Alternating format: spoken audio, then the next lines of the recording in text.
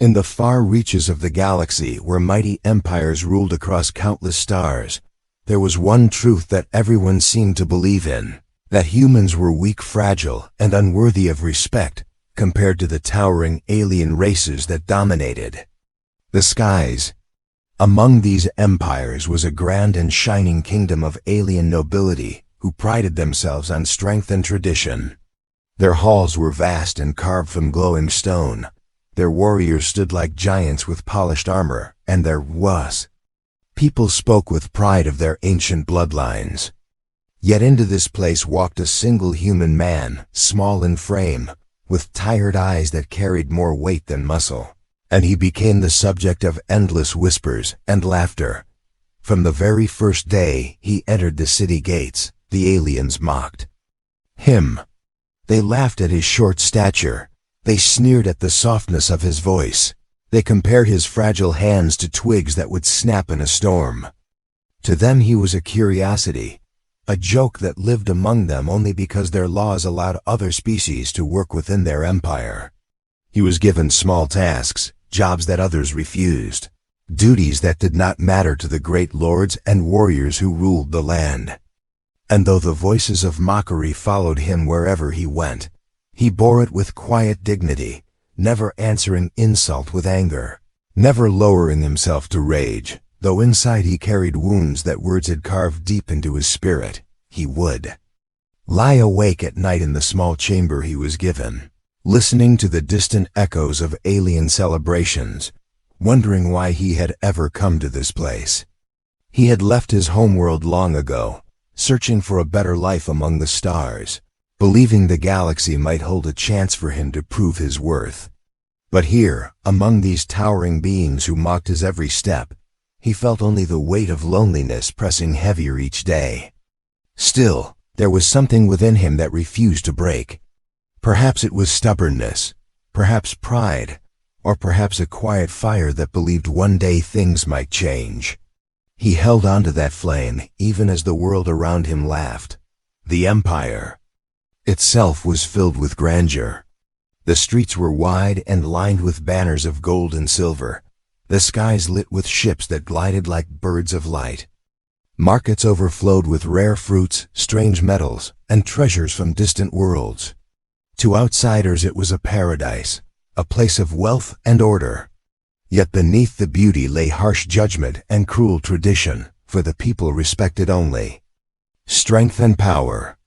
In such a society a human, frail and plain, was seen as nothing more than a shadow passing by. But destiny is often written in strange ways, and sometimes the smallest figure can stir the greatest storm. For within the royal palace, high above the shining city, the council of elders had gathered to speak of a matter that weighed heavily upon the empire. Their princess, the daughter of the ruling monarch, had reached the age when tradition demanded she choose a husband. Suitors from across the stars had come to win her hand. Proud warriors, powerful leaders, men of great wealth and influence. Yet she had turned them all away, rejecting each with a calm but firm refusal. The council grew restless, for the empire could not remain stable without her union to secure alliances and continue the bloodline. A decree was made that she must choose soon, and that every citizen, high or low, might be considered, for the law of fairness had been carved into their traditions centuries ago. Whispers spread quickly through the empire. The princess must marry. The suitors were furious that she had denied them.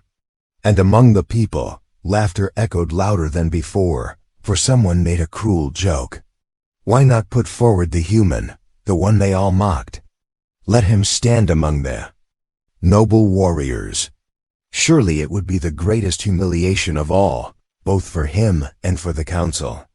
The idea spread like wildfire, at first as a jest, then as a challenge to the decree itself, for the law said all citizens could be considered. The human was, by that law, eligible. When he heard the whispers, he thought it was another cruel trick. He tried to ignore it, continuing his quiet work, sweeping the grand halls, carrying goods from market to palace. But the rumors would not die. Each day the laughter grew louder. Aliens pointed at him with sneers, saying perhaps the princess would fall in love with his weak arms. Perhaps the royal court would honor his clumsy steps. He wanted to vanish into the shadows and never be seen again. But fate was already moving. One evening as he walked through the market, he noticed something unusual.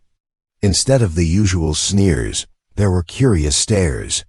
People whispered not with amusement, but with a strange sense of wonder. The decree had been confirmed. The princess herself had spoken. She had demanded that all who mocked the human remember the truth of their laws. If all citizens could be considered, then he, too, would be given a chance. She had declared that fairness must be upheld, and that the council could not deny him the right to stand before her as a suitor. The city fell into chaos.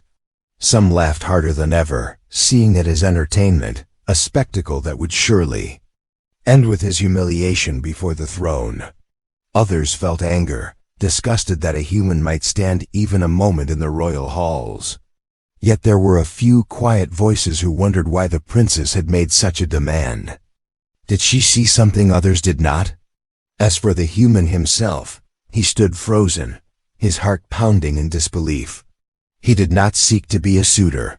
He did not dream of palaces or crowns. He only wanted dignity, a place where his worth could be seen. But now he was caught in a storm that he could not escape. The royal guards would come for him soon, not as a servant, not as a worker, but as a candidate for marriage to the most powerful woman in the empire. And so his story truly began. The next morning the entire city buzzed with noise and chatter, as if a storm had rolled into the empire. But it was not thunder or lightning that filled the air. It was laughter and disbelief. The rumor had become truth. The royal council had no choice but to follow the law of fairness, and the human who was once ignored and mocked in the streets was now summoned to stand in the great palace as a possible suitor for the princess. People filled the streets to see him as guards escorted him through the markets. Some threw mocking words, calling him the weakest of all, asking how a man so small could dream of standing beside a princess who came from bloodlines of warriors. Others spat on the ground in disgust, saying it was an insult to the empire, that their sacred tradition was being twisted into a joke. Yet there were a few who only stared in silence, watching the way he walked with head slightly bowed but steps steady, as if even humiliation could not break his calm. Inside the palace, the council chamber glowed with golden light. The elders sat in high chairs carved from stone, their faces sharp with disapproval. At the center of the hall stood the princess herself, tall and graceful, her presence commanding respect from everyone around her. She had rejected warriors and nobles, leaders and lords, and her words had shocked the empire when she demanded that the human not be denied his right to be considered. Now she watched with calm eyes as he entered the hall, led by guards who looked down at him as though he were nothing more than a burden they carried. The council elder spoke with a voice heavy like iron. He asked the human his name, his work, his purpose in standing before them. The human answered with honesty. He said he had come to the empire seeking only a life where he could be useful, that he never asked for honor, never dreamed of being near the throne. He admitted he was not strong like their warriors, not tall like their nobles, not skilled in combat or politics. But he said one thing that silenced the laughter in the chamber for a moment. He said he had never once betrayed the duties he was given. Every task, no matter how small, he had completed with all his strength. And though he was mocked and humiliated, he never gave up. He told them he did not stand there by choice, but by decree, and if he must prove himself, then he would not run. Whispers filled the chamber. Some laughed again, saying his words were empty, that his spirit could never match the strength of a true noble. But the princess tilted her head slightly, studying him, and in her eyes there was no laughter. She asked him why he never answered anger with anger, why he never fought back when the people mocked him. His answer was simple, because he believed that anger would only prove their insults right. that silence and patience were stronger than shouting. He said he hoped that one day he could show that humans too had worth, even if it was not through power. The council scoffed. One elder stood and declared the whole thing madness. To allow this human to be considered was shameful. Yet the princess reminded them that the law was older than all of them, and the law said fairness must be upheld. She said if they broke the law because of pride, then their empire was weaker than they pretended. Her voice was calm but sharp, and none dared to oppose her openly. At last the elders agreed that the human would be given trials, the same as every suitor before him. If he failed, he would be dismissed and forbidden ever to stand before the throne again. If he passed, then he would remain a candidate until her final choice. The news spread faster than fire in dry grass. The human would face the trials of suitors. The entire city waited eagerly, some with excitement to see him humiliated, others with anger that he had even been allowed to try. Taverns filled with voices betting on how quickly he would fail. Merchants whispered about the shame it would bring to the empire. Children laughed in the streets, pretending to stumble and calling themselves the royal suitor in cruel games. Yet hidden beneath all the noise there was a new kind of whisper, a softer one, carried by those who remembered his quiet endurance. Some began to wonder if perhaps the princess saw something more than the rest of them. That night in his small chamber within the palace, the human sat alone, his heart heavy. He had not chosen this path, yet now it was set before him. Like a road he could not escape. He thought of leaving, of running back into the stars, but the decree held him in place. If he ran, he would be hunted for breaking the law. If he stayed, he would be torn apart by the laughter of the empire. Still, as he sat in the dim light, he remembered the fire inside him, that quiet flame that had kept him walking all these years. He whispered to himself that he would not break, no matter how much they mocked him, no matter how unfair the trials might be. Meanwhile, in her private chamber, the princess stood by her window, looking down at the city glowing under the night sky. Her advisors asked her why she defended the human, why she risked angering the nobles. She did not answer them, but in her mind she remembered the way he had spoken in the council, not with arrogance, not with fear, but with a quiet strength she had not seen in all the warriors who came to impress her. She wondered if perhaps true strength was not in height or muscle, but in the refusal to bow to cruelty. The next morning the announcement was made. The human would begin the trials in 3 days. The entire empire was invited to witness the first stage, and the arena was open to all. It was no longer a simple matter of law, it had become a spectacle for the empire. A cruel entertainment to see a mocked human tested before thousands of eyes. The people could hardly wait. Some dreamed of seeing him fail instantly. Others hoped for a moment of humor before his defeat. But a small growing number waited with curiosity, eager to see whether he could surprise them all. As the human prepared in silence, the weight of 1,000 stares pressed down upon him. The city no longer saw him as a simple worker. Now he was a symbol, mocked more than ever, yet strangely more important than he had ever been. And in the shadows of that empire, destiny began to shape itself. For sometimes the smallest spark is enough to set fire to an entire world. The day of the trials came with the sky heavy and bright, as if the stars themselves watched to see what would unfold, and the city of the empire swelled with voices as thousands gathered in the great arena. This arena was carved from stone older than memory, its walls lined with banners of the royal crest, its seats filled with nobles, soldiers, merchants, workers, and even children who had all come to see the same thing, the human who had been mocked for so long, standing among mighty alien suitors in a place where legends were tested. The noise rose like thunder as the gates opened, and one by one, the suitors entered, each taller, stronger, and more fearsome than the human who walked last. His steps were slow, his heart pounding, but his face carried no anger, only quiet focus.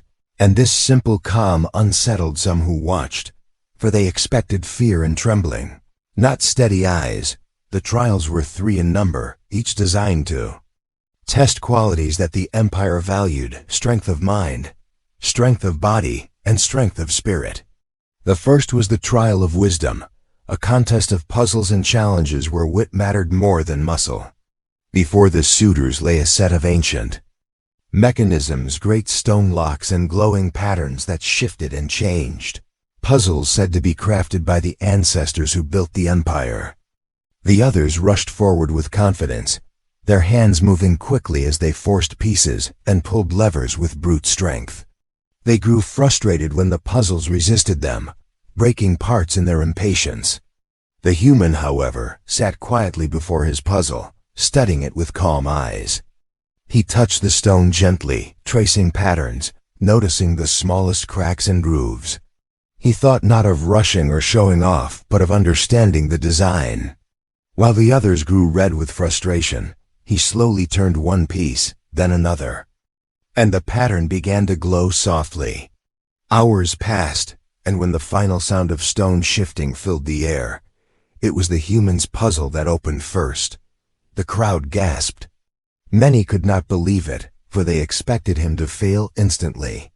Some shouted it was luck, others grumbled that such tasks were unworthy, but in the eyes of the princess there was a spark of pride, for she had seen the patience and care with which he solved what the others had tried to force. The second trial was of endurance, a test of body and will. The suitors were placed in a vast arena where the ground itself shifted like a desert storm, and they were commanded to run across the scorching sands while carrying weights on their backs. The aliens leapt forward with great strides, their powerful legs driving them through the heat. But soon their pride turned to struggle as the endless sun burned down. The sand pulled at their feet, and the heavy stones on their shoulders wore them down. Some collapsed, roaring in anger, others pushed until they could no longer breathe. The human started slow, his small body struggling from the very beginning, yet he never stopped. His steps were shorter, his pace weaker, but he kept moving with determination. Sweat soaked his skin, his chest burned, and his legs shook, but each time he wanted to fall, he whispered to himself that he would take one more step. One step became another, and another, until at last he crossed the line long after the others, but still standing. The crowd laughed at his slowness, yet even in their laughter some felt uneasy, for he had not quit, he had not fallen, and though he came last, he endured what stronger men could not. The princess watched silently, her gaze fixed on him, and, though her lips did not move, her heart whispered that endurance mattered more than speed. The third trial was of spirit, and this test was not written in stone or sand, but in the choices made by the heart. The suitors were placed in a chamber where an injured creature lay before them, a beast of the Empire sacred to their people. Its body weakened, its wing broken, its eyes filled with pain. The test was simple yet cruel. Each suitor was given the choice to either ignore the beast and move forward quickly to prove their focus, or to aid it and risk failing by losing time and strength. Many of the suitors chose to ignore the creature, believing the test was a trap meant to see if they would hesitate. They walked past it, heads high, telling themselves that mercy was weakness. But the human stopped at once. He knelt beside the beast, his hands trembling as he touched its broken wing. He whispered to it softly, though it could not understand his words, and he tore a piece of cloth from his own tunic to bind its wound. He lifted water to its mouth, though his own throat was dry, and when the beast tried to stand, he supported it with his own frail strength until it rose again. By the time he finished, the others had already passed through the chamber, but when the elders saw what he had done, silence fell across the hall. The princess's eyes glistened, for she knew the test was not about speed, but about heart, and the human had shown compassion when the others had shown pride. When the trials ended, the council gathered to speak. Many elders grumbled with anger, saying the human's victories meant nothing, that he had come last in endurance, that his small victories were unworthy compared to the power of the other suitors. But others could not ignore the truth they had seen with their own eyes. He had solved the puzzle with patience, endured the impossible heat with will, and shown kindness when all others turned away. The crowd outside argued loudly. Some laughed, saying his survival was still a joke. Others whispered that perhaps there was something inside him they had not seen before. The arena that had been filled with certainty now echoed with doubt, and doubt is a dangerous seed in the soil of pride. That night as he returned to his chamber, exhausted and sore, the human felt the weight of the day pressing on him. He knew he had not been perfect. He knew he was still seen as weak, but he also knew he had not failed. For the first time since arriving in the Empire, he felt a flicker of pride within himself.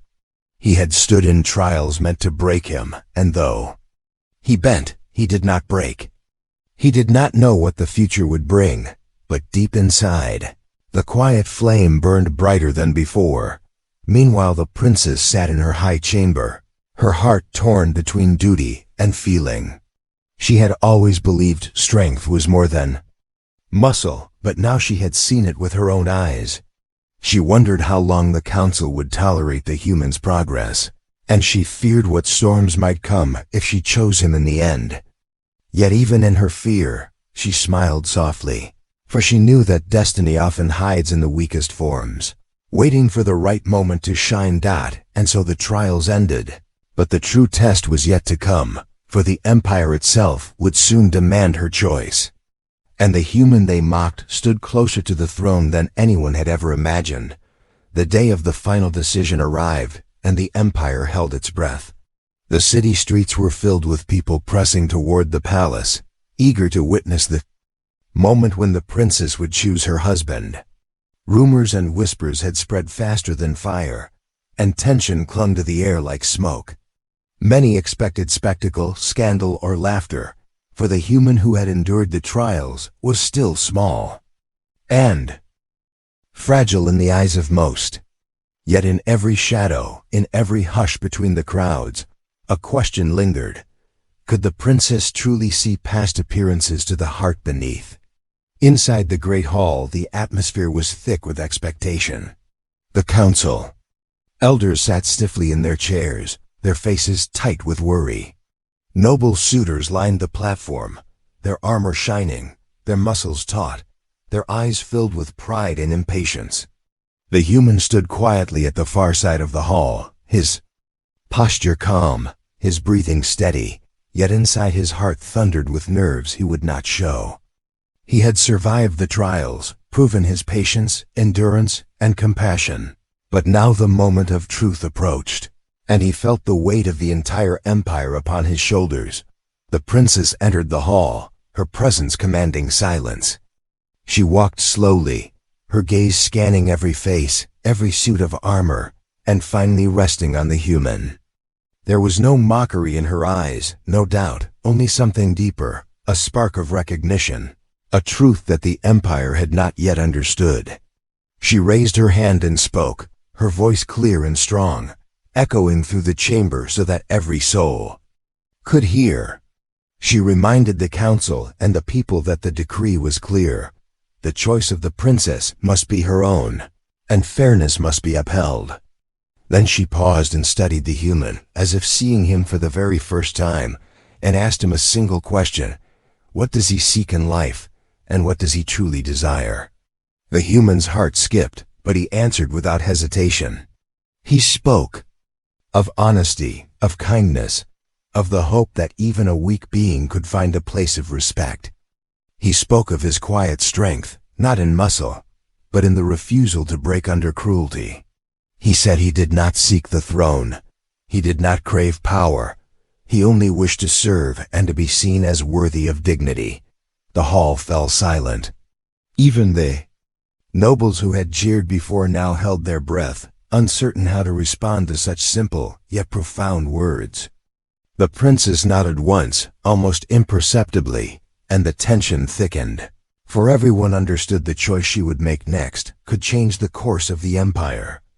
The council elders whispered among themselves, some angry, some doubtful. They expected her to choose a suitor of strength, a warrior with power, a noble whose family commanded respect across the galaxy. The empire had never seen a human in such a position. To elevate him would be scandal, a rupture of tradition, a shock to every law of pride and bloodline. Yet the princess did not waver. She raised her voice and declared her decision. The words fell like thunder across the chamber, shocking everyone, noble and common alike. She chose the human. Gasps filled the air. Some coughed, others stumbled. Back in disbelief. The suitors stared, mouths open, faces pale. How could she? How could the one they mocked, the weak human, be worthy of her hand? The council froze, unsure how to respond, yet the law gave no room for protest. By royal decree, the choice was hers and hers alone, and she had spoken. The human's heart pounded so loudly, he feared the entire hall could hear it. For a moment, he could not speak. Then the princess smiled at him softly, the faintest curve of lips, and he knew that this was not mockery, not pity, but recognition, respect, and perhaps even trust. Chaos followed immediately. The nobles erupted in outrage, shouting that tradition had been broken, that honor had been insulted, that the empire could not survive such a choice. Merchants and citizens alike whispered furiously, some mocking, some curious, some already imagining the scandals that would follow. Guards moved to maintain order, their eyes wary, while the council scrambled to reaffirm laws that had been sacred for centuries. Yet the princess remained calm, her hand lightly touching the human's arm, and in that simple gesture, the hall grew quiet. It was not the strength of warriors that ruled the empire, she seemed to say, but the courage of those who act with truth and heart. For the human, the moment was overwhelming. The years of mockery, the isolation, the endless whispering of weak, unworthy, nothing all seemed to pour into a single instant. And yet, as he looked at the princess, he felt a surge of something he had never allowed himself to feel fully hope. For the first time he saw that his life, small and ordinary though it had seemed, could be more. That the quiet strength he carried inside him could hold meaning even in the eyes of those who had laughed the loudest.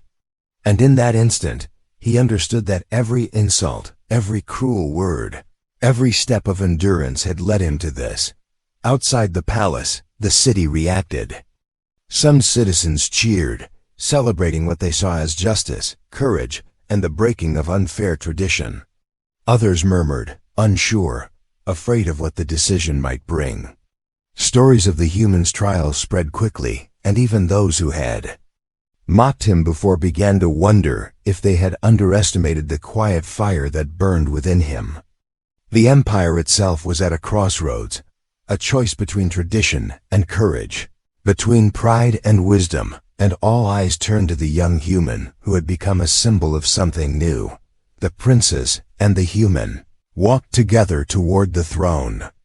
The council bowing formally despite their disapproval, the crowd hushed, waiting to see what would come next.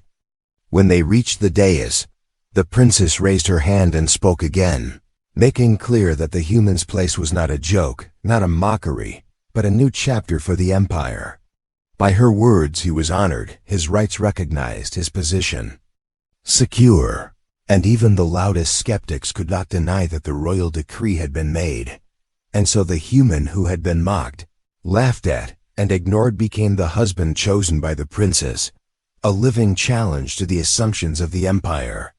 He had no crown, no titles, no immediate power, yet in that hall, before thousands of witnesses, he had achieved what no one had thought possible. The empire was in shock, but the seed of change had been planted, and even in the eyes of the harshest critics, a glimmer of respect began to grow. The princess stood at his side, calm and unwavering, while the human bowed slightly in acknowledgement, his heart full of pride, humility, and determination. The empire had witnessed an unexpected miracle, a reversal of expectations.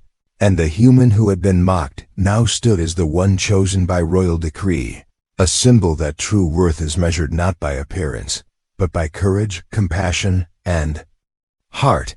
The echoes of the hall would linger for years, whispers and stories retold across the empire. And even as chaos swirled outside, the human understood that his life had changed forever. He had faced humiliation, endured trials, and survived judgment, and now the path ahead, though uncertain and dangerous, was his to walk with dignity, alongside the princes who had seen the strength he carried quietly inside. The day after the royal decree, the empire was still in chaos. The news had spread to every corner of the kingdom, carried by merchants, travelers, and whispering citizens. Many could not believe that a human, small and seemingly weak, had been chosen as the husband of the princes. Nobles argued loudly, saying the empire's honor was ruined, while soldiers shook their heads, unwilling to accept that strength was not only measured in size or power. Some laughed openly, mocking the human again, but their laughter carried less force than before, for they had seen the trials he endured, the wisdom he showed, the compassion he displayed, and even the most stubborn skeptics could not deny that he possessed something extraordinary. The human himself felt the weight of his new role, heavier than any stone he had ever carried, yet it was a weight he bore with quiet courage. He did not seek glory or admiration, yet he understood that the empire would watch his every action. Every step he took, every word he spoke, would be judged, questioned, and dissected. The princess stayed by his side, her presence a calm anchor. And together, they walked through the palace halls where once he had been laughed at. Now the same halls seemed different, not because the stones had changed, but because he had changed, and others could no longer see him as they once had. The first weeks were difficult. The council attempted to limit his influence, instructing him in matters of court etiquette, strategy, and diplomacy. Many of the nobles refused to speak to him directly, seeing him as an outsider, a threat to the old order. The citizens watched from the streets and markets, some waiting for him to fail, others hoping that he would prove that even a human could stand among aliens of great power. The human did not falter. He listened carefully, learned quickly, and acted thoughtfully.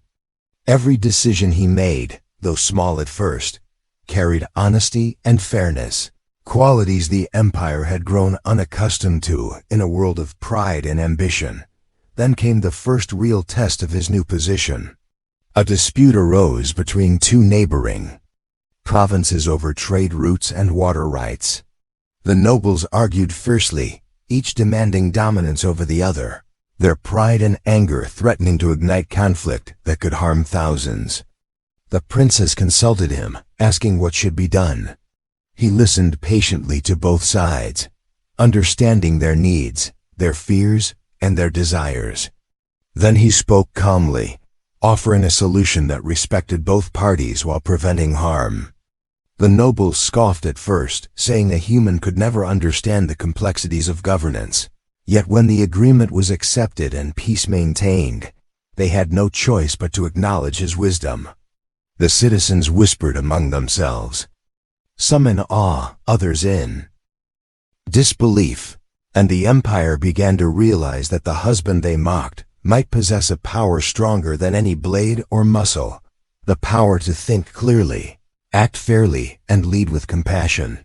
Days turned into weeks, and the human became a quiet force in the court.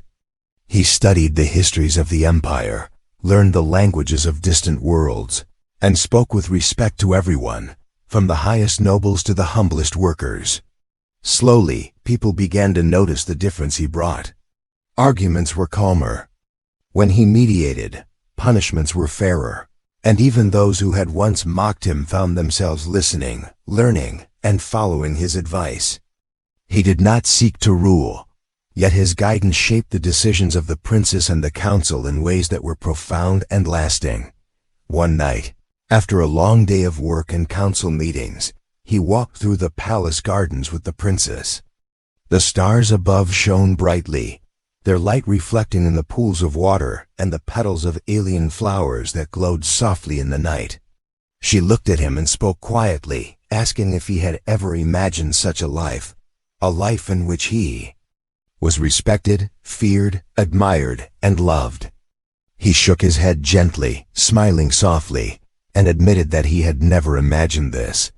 He had survived mockery, endured humiliation, and carried the weight of doubt for so long that he had not dared to hope. Yet now he understood that every moment of suffering had prepared him for this, had taught him patience, courage, and strength of spirit. Their bond grew stronger each day.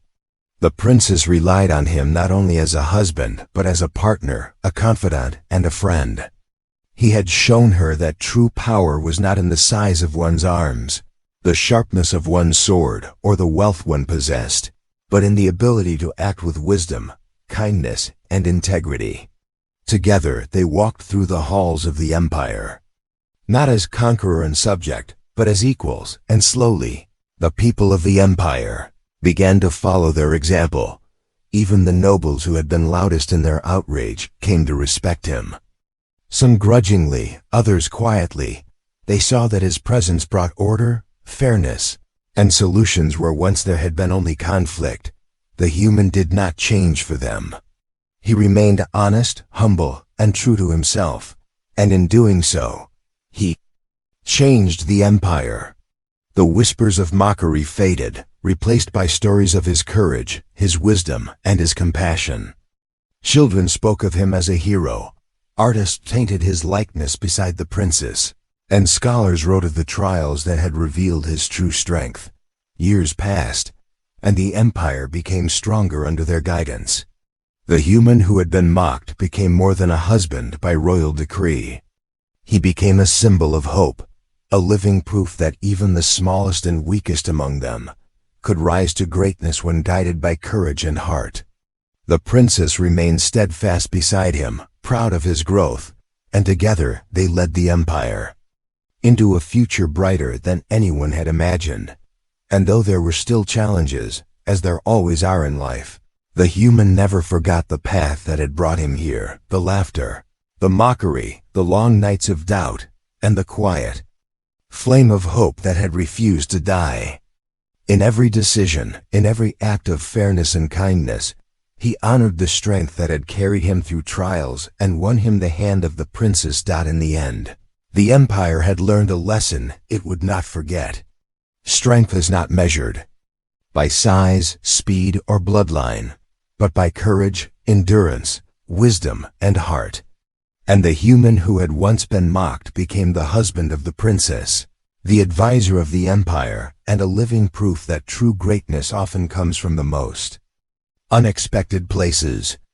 The story of the human they mocked was retold for generations, inspiring countless others to believe that no matter how small or weak they seemed, they too could achieve greatness when they refused to bow to cruelty, injustice, or doubt.